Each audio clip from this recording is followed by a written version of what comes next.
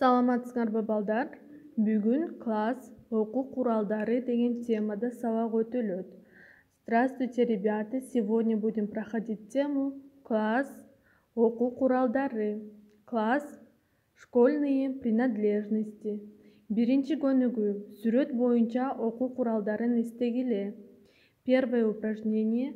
По рисунку вспомните школьные принадлежности.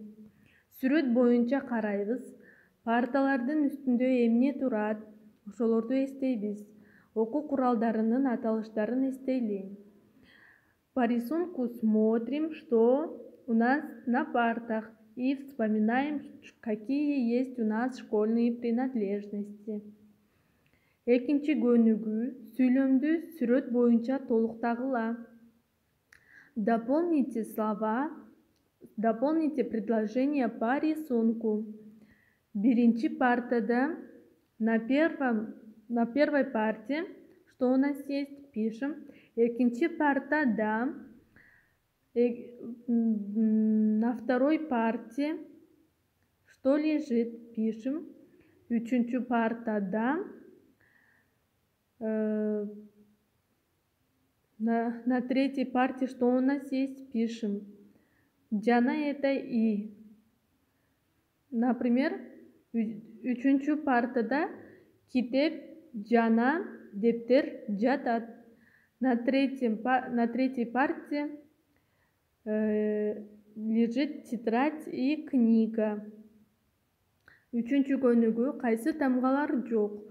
Үчүнчү көнүгүүнү ооз-эки аткарабыз. Выполняем устно. Пишем, каких букв нету. Например, биринчи сөз кайсы тамгалар жок? Бул жакта и, е тыгыштары жок. Жазабыз. Биринчи китеп деген сөз, экинчиси баа коюлуучу нерсе, бул эмне? Ошону жазабыз. Үчүнчү туура эмес тартып алганда эмне менен өчүрөбүз? Чем мы стираем, когда неправильно нарисовали или начертили? Төртүнчү эмне менен боёйбуз? Чем мы красим рисунок? Бешинчи эмне менен жазабыз? Чем мы пишем? Алтынчы түз кылып сызыш үчүн бизге эмне керектелет? Для того, чтобы ровненько начертить, что нам понадобится? Жетинчи бизге сүрөт тартыш үчүн эмне керек колубузга? Ошону жазабыз. Чтобы нарисовать рисунок, что нам понадобится? Жана сегизинчи биз эмнеге жазабыз? Кайсы окуу куралына жазабыз? Восьмой. На чем мы пишем? Что нам нужно, чтобы написать? Ошондой эле төртүнчү көнүгүү текстти окугула, которгула. Четвертое упражнение. Прочитайте текст и переведите. Делаем устно. Текст боюнча суроолорго жооп бергиле. Ответьте на вопросы по тексту. Бул эмне? Что это? Класс кандай? Класс какой? Класста кимдер бар? Кто в классе? Терезеде эмнелер турат? Что на подоконниках?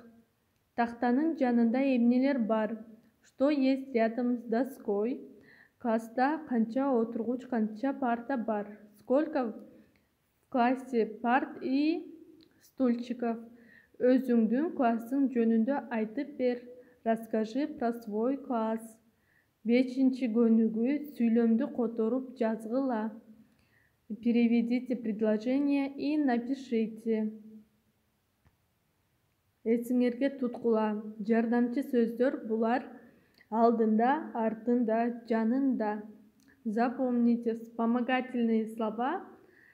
У нас есть вспомогательные слова, как алдында, впереди, артында, сзади или за, жанында, рядом. Мисал үчүн, Мектептин алдында бактар өсөт. Например, впереди школы растут деревья. Менин артымда сүрөт илинип турат.